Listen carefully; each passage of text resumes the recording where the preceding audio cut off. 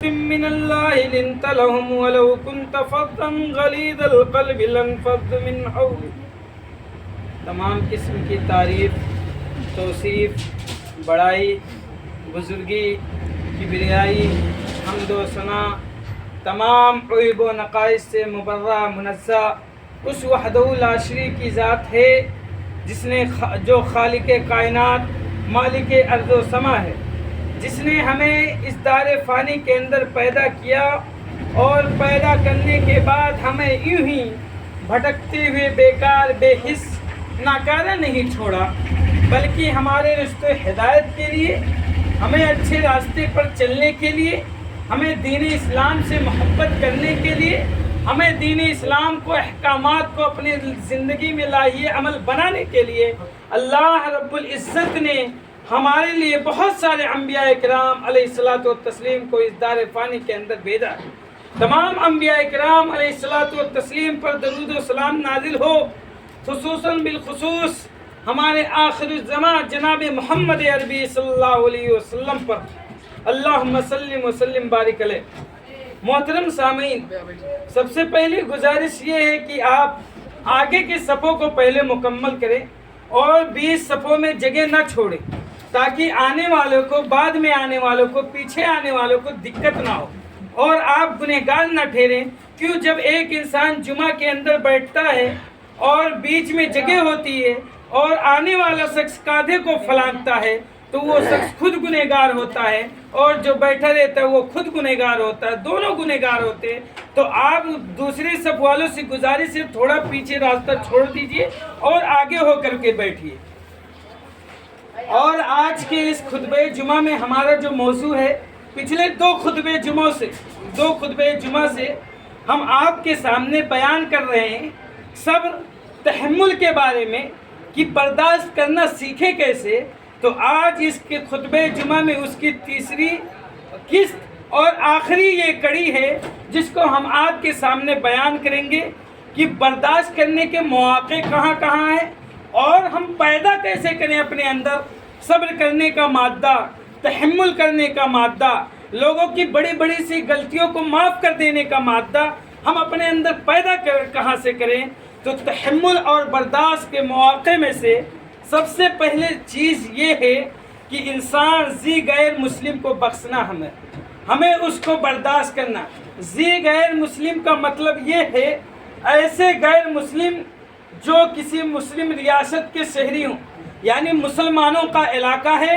اور اس میں کافر رہنا چاہتا ہے اور اس کو مسلم حکمران نے رہنے کا شہریت دے دیا ہے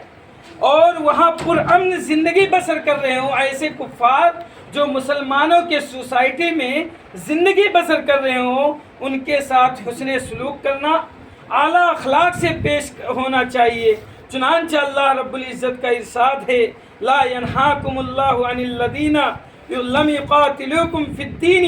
ولم یخرجوکم من دیارکم ان تبروہم وتقسطوا الیہم ان اللہ یحب المقسطین۔ یہ سورہ ممتحنہ کی 8 نمبر کی آیت ہے کہ اللہ رب العزت کہتا ہے اللہ تمہیں ان لوگوں سے منع نہیں کرتا جنہوں نے نہ تم سے دین کے بارے میں جنگ کی،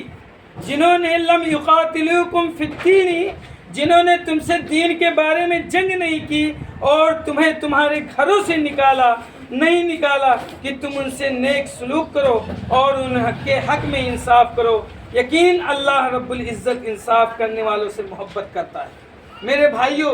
یہ آیت کا ٹکڑا ہم کو اور آپ کو بتا رہا ہے کہ اگر مسلم سماج اور سوسائٹی ہے اور اگر اس میں کوئی کفار رہنا چاہتا ہے تو اس مسلم کمیونٹی کا اور سماج کا جو بڑا ہے، جس کو سارے مسلمان اپنا رہبر اور رہنما مان رہے ہیں اس سماج کا، اور کوئی کافر اس میں رہنا چاہتا ہے اور تمام لوگوں کے مشورے سے اس کو شہریت دے دی جا رہی ہے، تو اس کے اوپر یہ حق بنتا ہے کہ ہم اور آپ اس کے ساتھ جھگڑا لڑائی نہیں کریں گے، اس کے اوپر ظلم نہیں کریں گے، اس سے غلط رویہ نہیں اختیار کریں گے، بلکہ اس کے ساتھ حسن سلوک کریں گے۔ اگر ایسا شخص ہے جو دین سے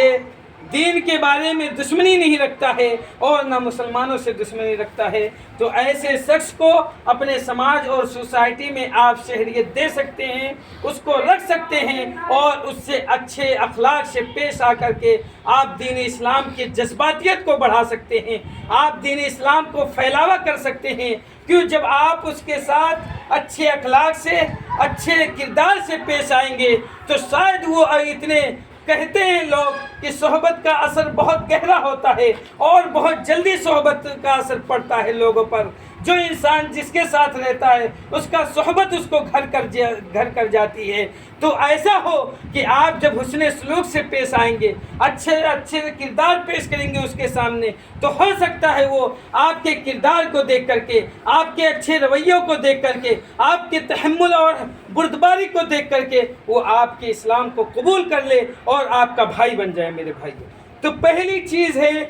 غیر مسلم کو مسلم شہروں میں ریاست دینا، شہریت بنانا اور ان کے ساتھ حسن سلوک کرنا، ایسے کفار کے ساتھ جنہوں نے دین سے دشمنی نہیں کی اور جنہوں نے تم کو تمہارے گھروں سے نکالا نہیں میرے بھائیوں۔